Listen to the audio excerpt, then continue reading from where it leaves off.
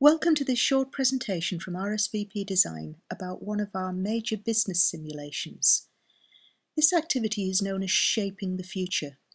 Shaping the Future is one of a suite of extended behavioural business simulations designed by RSVP Design to explore issues around leadership, management, team working in a competitive business environment. In Shaping the Future, a group is taken through a process of organisational change and development. It reflects many of the decisions that a management team would need to make to deal with changes in their marketplace, in customer demand, in the nature of business that's necessary for them to remain profitable and effective.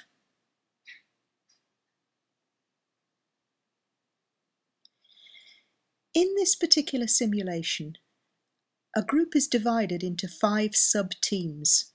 At the beginning of the exercise, each team is responsible for the production and delivery of a range of products to a customer.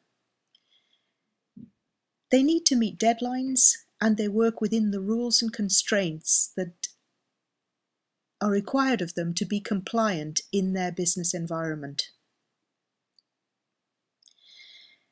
They manufacture products from a range of construction materials. These are described as either conventional materials or green, environmentally friendly ones. The choice that they make of both product and material will have an impact on their profitability. They receive payment for profits that are delivered to the customer on time and to quality standards.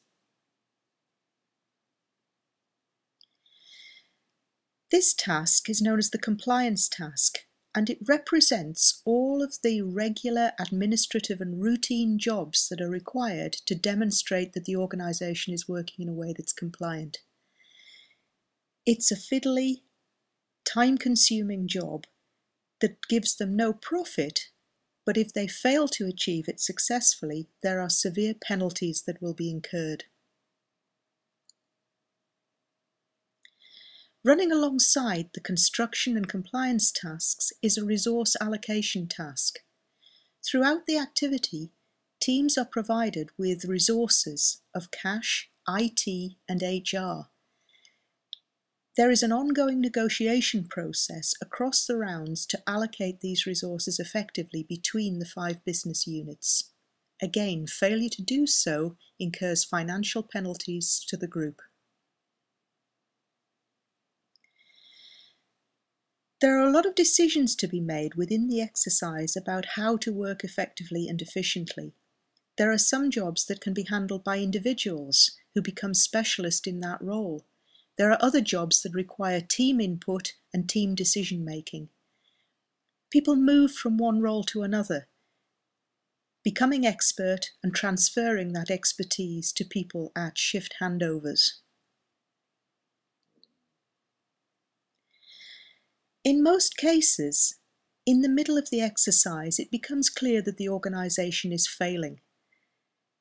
It's really important at this stage to re-evaluate and rethink the structure of the organisation and particularly the management and leadership of it. It's often wise to create a management team who begin to see the big picture of the exercise and take responsibility for delegation and reorganisation of people and time. As the exercise develops, the 5 subgroups become more integrated, moving towards a manufacturing process that is efficient. There's also a need to liaise very closely with the customer at this stage, as the customer's demands change and a more innovative, creative partnership begins to be established. There is an ongoing monitoring process, both within the group and from an external auditor. The auditor insists that there is a complete and correct record of the accounts, the use of resources, and the rewards that the team are earning. At any stage during the exercise, the team may be called to account and present their records to the auditor.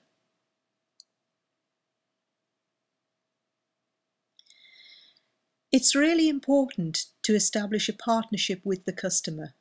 The movement from simple individual products to much more complex and integrated solutions, and the need to work effectively in liaison with the customer, means that customer relationship management is increasingly important throughout the exercise.